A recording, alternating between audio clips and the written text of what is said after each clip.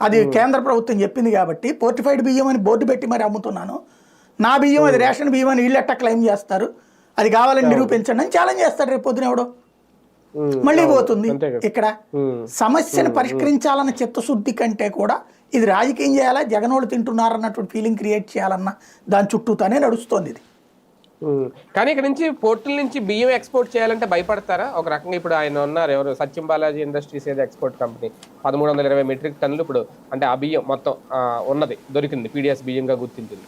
ఇప్పుడు ఆ కంపెనీకి లాసే కదా సార్ అది. ఇప్పుడు ఓకే ఆ 7 కోట్లు ఎవరు కడతారనేది ఒకటి, రేపొద్దున్న ఒక వేరే బియ్యం ఎక్స్పోర్ట్ చేయాలన్నా పీడిఎస్ బియ్యం పంపించాలన్నా ఇంకా వెనక్కి తగ్గుతారా? అది ఏమన్నా కంట్రోల్ చేయగలిగాడా పవన్ కళ్యాణ్ గారు? చూడాలి. అదే ఇప్పుడు ఈ నెల తర్వాతన నెక్స్ట్ నుంచి ఎవరు కొంటలేదు, బియ్యం ఎక్స్పోర్ట్స్ ఆగిపోయినాయి అనుకోండి, అప్పుడు పవన్ కళ్యాణ్ సక్సెస్ అయినట్టు.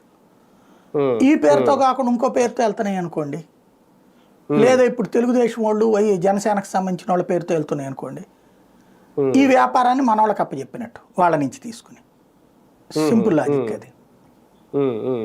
కాకపోతే షిప్ అయితే ఆపగలిగారు ఒక రకంగా. ఖచ్చితంగా షిప్ అయితే ఈయన పవర్ను ఉపయోగించి 32 రోజులు 38 రోజులు ఆపగలిగారు. అది కానీ కూటమి ప్రభుత్వానికైనా మైలేజ్ వచ్చిందా సార్ దీనివల్ల? చాలా పెద్ద మైలేజ్ వచ్చింది, నో డౌట్. టీడీపీకి యువతరానికి పవన్ కళ్యాణ్ ఫ్యాన్స్ కి ఒక హీరోయిజం వర్షిప్ కుదిరింది.